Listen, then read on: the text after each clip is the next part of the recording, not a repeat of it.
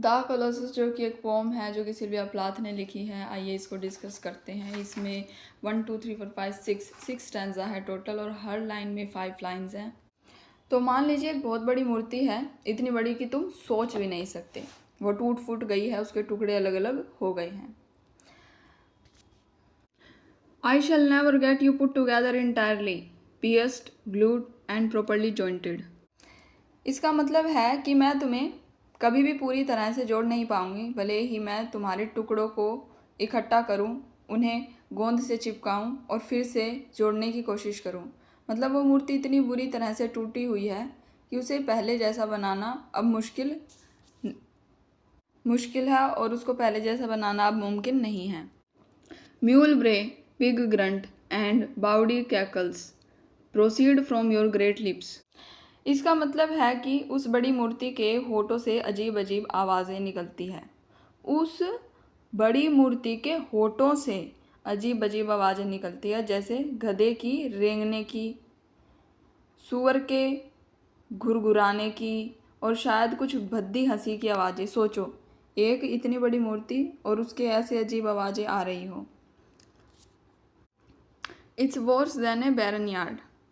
तो इसका मतलब है कि आवाज़ें इतनी बुरी और शोरगुल वाली है कि ये तो किसी जानवर के बड़े जो बैरन यार्ड होते हैं उससे भी ज़्यादा ख़राब है, जहाँ बहुत सारे जानवर एक साथ शोर मचाते हैं। तो इस स्टैंजा में जो कवित्री है हमारी, जो हमारी पोइटेस है सिल्विया प्लाथ है, एक बहुत बड़ी और टूटी हुई चीज़ के बारे में बता रही है जिसे अब ठीक नहीं किया जा सकता। उसे अजीब और बुरी आवाज़ें आ रही है जो बहुत ही परेशान करने वाली है। तो कवित्री जो है इस मूर्ति के ज़रिए किसी एक ऐसी बड़ी चीज़ के बारे में बता रही है जो टूट गई है और अब पहले जैसी नहीं रही, और उससे कुछ अजीब या नकारात्मक चीज़ें निकल रही हैं। यह किसी पुरानी याद, किसी रिश्ते या किसी ऐसी चीज़ के बारे में हो सकता है जो बहुत महत्वपूर्ण थी लेकिन अब टूट चुकी है और ठीक नहीं हो सकती, और उससे निकलने वाली चीज़ें अच्छी नहीं हैं।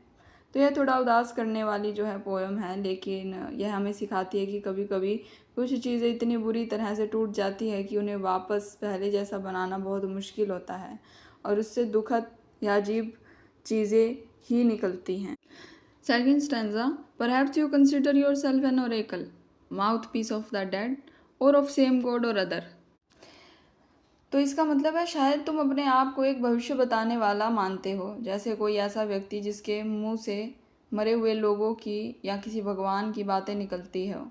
मतलब शायद तुम सोचते हो कि तुम्हारे पास कोई खास ज्ञान या शक्ति नहीं है।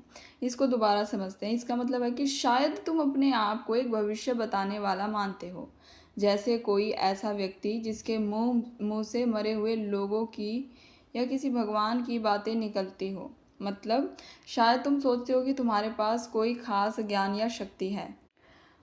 30 years now I have labored to dodge the silt from your throat। तो इसका मतलब है कि 30 साल हो गए हैं, 30 years हो गए हैं और मैं लगातार मेहनत कर रही हूँ तुम्हारे गले से मिट्टी और गाद निकालने के लिए। जैसे किसी नदी में मिट्टी जमा हो जाती है तो उसे साफ करना पड़ता है, वैसे ही पोइटस उस मूर्ति के गले से कुछ निकालने की कोशिश कर रही है, शायद उसकी आवाज़ को साफ करने के लिए या उसके रहस्य को जानने के लिए। I am none the wiser. इसका मतलब है कि इतनी मेहनत करने के बाद भी मैं कुछ भी ज़्यादा समझदार नहीं हुई हूँ। मतलब उस मूर्ति के बारे में या उससे निकलने वाली आवाज़ों के बारे में मुझे कुछ भी ज़्यादा पता नहीं चला। तो इस स्टैंजा में उस टूटी हुई मूर्ति से कह रही है कि शायद तुम सोचते हो कि तुम कोई ख़ास हो जो भविष्य बता सकता है या जिसके पास कोई दिव्य ज्ञान हो, लेकिन मैं तो 30 सालों से तुम्हारे गले से मिट्टी साफ करने की कोशिश कर रही हूँ ताकि तुम्हारी बात समझ सकूँ, पर मुझे कुछ भी समझ नहीं आया। मैं पहले जितनी अनजान थी अब भी उतनी ही हूँ। तो यह हमें बताती है कि कभी कभी हम किसी चीज़ को समझने या किसी रहस्य को जानने की बहुत कोशिश करते हैं लेकिन हमें कुछ भी पता नहीं चलता। जैसे तुम किसी पहेली को सुलझाने में बहुत समय लगाते हो पर आखिरी में तुम्हारे जवाब नहीं मिलता। तो तुम्हें कैसा लगता है? कवित्री जो हमारी पोइटेस है उसको भी वैसा ही महसूस हो रहा है बड़ी और रहस्यमयी मूर्ति के साथ। तो अब थर्ड स्टैंजा में पोइटस उस टूटी हुई मूर्ति को ठीक करने की कोशिश कर रही है। Scaling little ladders with glue pots and pails of Lysol, I crowd like an ant in morning. तो इसका क्या मतलब है? वो छोटी छोटी सीढ़ियों पर चढ़ रही है और उसके हाथों में गोंद के बर्तन और लाइजोल यानी एक तरह का साफ़ करने का जो लिक्विड होता है उसकी बाल्टी है। जैसे तुम कोई टूटा हुआ खिलौना जोड़ने के लिए गोंद और उसे साफ़ करने के लिए कपड़ा लेते हो, वैसे ही पोइटस उस बड़ी मूर्ति को ठीक करने की तैयारी कर रही है। तो उसके बाद उस मूर्ति के माथे पर जो बहुत बड़ा है, जैसे घर, जैसे घास के भरा हुआ खेत, एक चींटी की तरह धीरे धीरे रेंग रही है, जैसे कोई दुखी चींटी धीरे धीरे चलती है। Over the weedy acres of your brow to mend the immense culprits and clear the bald white tumuli of your eyes।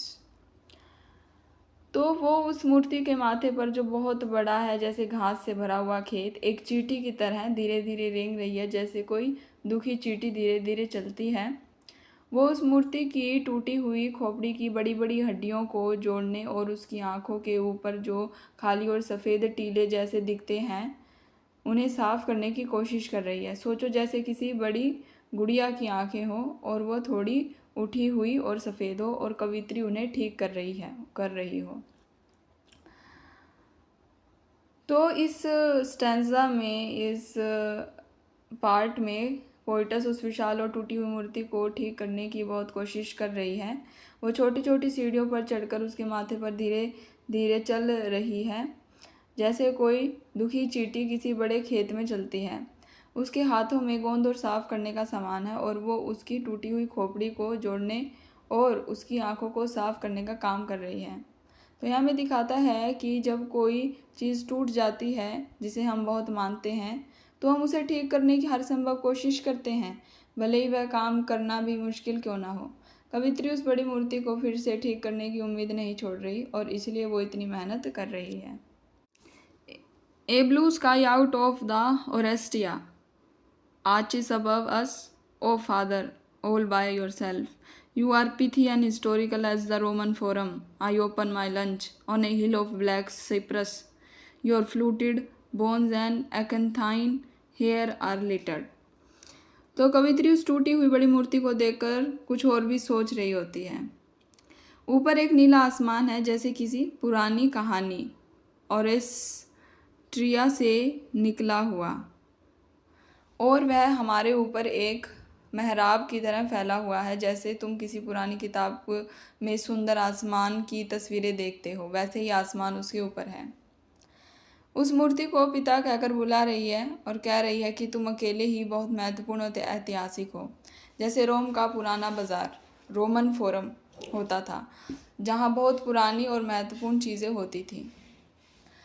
Kali Cyprus के पेड़ों वाली एक पहाड़ी पर बैठे अपना दोपहर का खाना खा रही हूँ। सोचो, एक शांत जगह पर बैठी खाना खाना।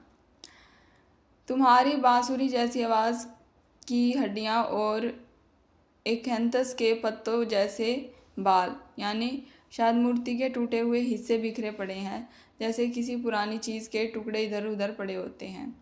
तो इस स्टैंजा में पोइटस उस टूटी हुई मूर्ति को देखकर उसे एक पुराने और महत्वपूर्ण पिता की तरह मान रही है। ऊपर सुंदर नीला आसमान है और वो एक शांत जगह पर बैठकर खाना खा रही है, जबकि उस मूर्ति के टूटे हुए हिस्से चारों तरफ बिखरे हुए हैं। तो कवित्री स्टैंजा में कहना चाहती है कि यह जो बड़ी और टूटी हुई चीज़ है, एक किसी ऐसे व्यक्ति या किसी चीज़ की तरह है जो कभी भी महत्वपूर्ण थी और इतिहास का हिस्सा थी, लेकिन अब वह टूट चुकी है और उसके टुकड़े इधर उधर बिखरे पड़े हैं। फिर भी उसके ऊपर का आसमान अब भी सुंदर है और ज़िंदगी चलती रही है। कवित्री अपना खाना खा रही है। हाँ, यह हमारे याद दिलाती है कि पुरानी और महत्वपूर्ण चीज़ें भी समय के साथ टूट सकती है और बिखर सकती है, लेकिन दुनिया फिर भी चलती रहती है। In their old anarchy to the horizon line, it would take more than a lightning stroke to create such a ruin. Nights, I squat in the cornucopia of your left ear out of the wind. तो जो कवित्री है हमारी उस टूटी हुई मूर्ति के बारे में सोच रही है। उसकी पुरानी बिखरी हुई हालत क्षितिज की रेखा तक फैली हुई है। जैसे कोई बहुत बड़ी चीज़ टूटकर दूर दूर तक बिखर जाए, वैसे ही उस मूर्ति के टुकड़े दूर तक फैले हुए हैं। इतनी बड़ी बर्बादी बनाने के लिए जो बिजली के गिरने से भी ज़्यादा ताकत की ज़रूरत पड़ी होगी। मतलब यह मूर्ति किसी मामूली वजह से नहीं टूटी है, इसे तोड़ने के लिए बहुत बड़ी ताकत लगी होगी। रातों में मैं तुम्हारे बाएं कान के अंदर, यानी कि लेफ्ट ईयर के अंदर जो एक बड़े सींग की तरह दिखता है, कार्नुकोपिया, उसमें हवा से बचने के लिए दुबक कर बैठ जाती हूँ। सोचो, जैसे कोई छोटा जानवर किसी बड़ी चीज़ की ओट में छिप जाए। तो इस पोर्शन में पोइटस उस टूटी हुई मूर्ति की बर्बादी को देखकर हैरान है कि उसे तोड़ने में कितनी बड़ी ताकत लगी होगी, और रात में वो उस मूर्ति के कान के अंदर छिप जाती है ताकि हवा से बच सके। तो पोइटस ये कहना चाहती है कि यह जो बड़ी और टूटी हुई चीज़ है, इसकी बर्बादी बहुत बड़ी है, और यह किसी बहुत बड़ी घटना के कारण हुई होगी, और अब उस बर्बादी में भी वो कहीं ना कहीं सहारा ढूंढ रही है, जैसे रात में हवा से बचने के लिए उस मूर्ति के कान में छिप जाना। यह हमें बताता है कि मुश्किल समय में भी हम कहीं ना कहीं आश्रय ढूंढते हैं, भले ही वह जगह कितनी भी अजीब क्यों ना हो। और यह भी कि कुछ नुकसान इतने बड़े होते हैं कि उन्हें समझना मुश्किल होता है कि वो कैसे हुए। जो लास्ट स्टेंजा है हमारा, counting the red stars and those of plum colour, the sun rises under the pillar of your tongue, my hours are married to shadow, no longer do I listen for the scrape of a keel on the blank stone of the landing. तो इसका मतलब है, रात गुजर गई और सुबह हो रही है, मैं लाल और बेर के रंग के तारों को गिन रही हूँ। जैसे रात में तारे दिखते हैं और सुबह होने पर उनका रंग बदल जाता है या वो धुंधले हो जाते हैं। सूरज तुम्हारी जीभ के खंभे के नीचे से उग रहा है। यह थोड़ी कल्पना वाली बात है, जैसे उस बड़ी मूर्ति की जीभ इतनी बड़ी हो कि सूरज उसके नीचे से निकलता हुआ लगे। मेरे घंटे परछाई से बंधे हुए हैं। जैसे परछाई हमेशा हमारे साथ चलती है, वैसे ही मेरा समय का हर पल किसी पुरानी या दुखद याद से जुड़ा होता है। अब मैं उस आवाज़ को नहीं सुनती जो किसी नाव के निचले हिस्से कील के किनारे पर टकराने से आती है, जब वो किसी खाली पत्थर के घाट पर पहुंचती है। मतलब जब वो इंतज़ार ख़त्म हो गया है, शायद अब कोई आने वाला नहीं है और कोई उम्मीद नहीं बची है। तो इस स्टैंजा में पोइटस सुबह के बारे में बता रही है, जब सारे धुंधले हो रहे हैं, जब तारे जो हैं वो धुंधले हो रहे हैं और सूरज निकल रहा है।